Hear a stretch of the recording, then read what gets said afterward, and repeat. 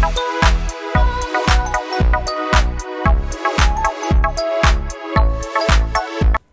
kembali lagi bersama saya Agun Tesman. Hari ini saya kedatangan barang baru, yaitu Xiaomi Watch S1 Active. Nah, jam tangan ini saya beli untuk menggantikan jam tangan saya yang sudah lama dan sudah tidak bisa dipakai, yaitu Amazfit GTR 2. Jadi setelah unboxing, mungkin setelah saya upload video unboxing, baru saya akan upload video first impression saya terhadap Xiaomi ini, jam tangan Xiaomi ini. Nah, sekalian saya juga akan membahas tentang penggunaan Amazfit GTR 2 ini. Review saya juga singkat, jadi mungkin ini lebih kayak first impression plus review singkat juga tentang Amazfit GTR 2. Oke, mungkin video ini entah mau terlalu panjang atau apa, tapi semoga kalian enjoy. Oke, yang pertama untuk first impression saya terhadap Amazfit Pace ini, dia itu yang ini. Menurut saya jam tangan ini kalau dilihat dari peruntukannya, jam tangan ini menarik sebab modelnya ini timeless bagi saya pribadi, dan dia modelnya sporty. Jadi entah kenapa jika kalau dibandingkan dengan Amazfit GTR 2 ini, saya merasa bahwa untuk dipakai olahraga, dipakai untuk acara pun ini masih lebih baik menurut saya secara pribadi. Walaupun untuk perbandingan mungkin sekarang Xiaomi S1 Active ini lebih dibandingkan sama dengan Amazfit GTR 3. Nah, baru first impression saya kembali terhadap jam tangan ini. Yang pertama tadi, modelnya bagus, sporty, timeless, karena boleh kita lihat di sini dia di bagian ini dia seperti ada kayak monokrom gitu, atau bezelnya yang seperti bisa dilihat seperti modelnya kayak pelindung, dan ini kelihatannya bisa dipakai untuk laki-laki dan bisa dipakai untuk perempuan juga. Baru dari desain, maksudnya dari visual desain yang terdapat dari jam tangan tersebut, itu dia mungkin pendapat pribadi saya ya, maafkan kalau salah, agak-agak mirip dengan Apple Watch yang dimana ada animasinya. Kemudian bisa kita lihat dari fitur-fitur yang diberikan atau dari tampilan dari UI desainnya, itu keren bagi saya pribadi. Nah, kebetulan maafkan saya karena saya sudah mengganti strapnya menjadi strapnya dari Amazfit GTR 2 yang ini, karena saya jarang sekali memakai bawaan jam tangan yang baru. Mungkin saya orangnya agak, maksudnya takut kalau jam tangannya itu bagian strapnya aus atau cepat rusak, maka saya pakai jam tangan third party, atau strap yang third party. Tapi karena ini sudah rusak dan kebetulan strapnya yang dari Amazfit GTR 2 ini sudah pasti tidak bisa dipakai di jam tangan ini, maka saya alihkan ke jam tangan ini, dan dimana Strapnya ini akan saya taruh di tempat penyimpanan. Jadi misalkan besok-besok ini sudah mulai aus atau udah mulai rusak, saya bisa menggantinya dengan strap bawaan. Oke, beralih ke sektor sensornya yang di belakang. Menurut saya juga ini minimalis. Bisa kita lihat bahwa tampilannya mungkin hampir mirip dengan Amazfit GTR 2.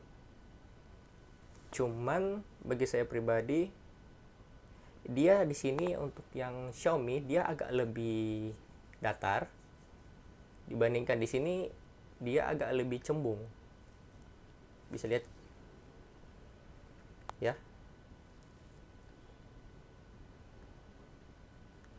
Mungkin karena juga modelnya juga ya. Kemudian oke.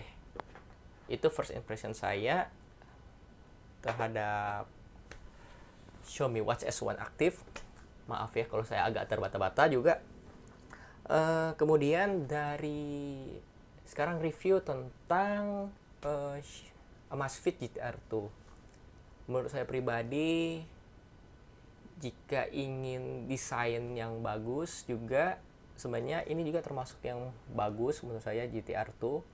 Saya juga sebenarnya recommended juga Amazfit ini karena dia juga menurut saya bisa mengimbangi penggunaan saya yang hobi olahraga.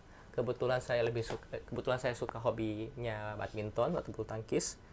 Nah, jadi saya menggunakan ini untuk trekking olahraga badminton dan jogging juga, running. Nah, saya selalu menuliskan kapan atau histori kapan barang elektronik yang saya beli untuk yang seperti jam tangan ini. Nah, historinya ini saya udah beli ini sekitar bulan Oktober 2021 ya, Oktober 2021.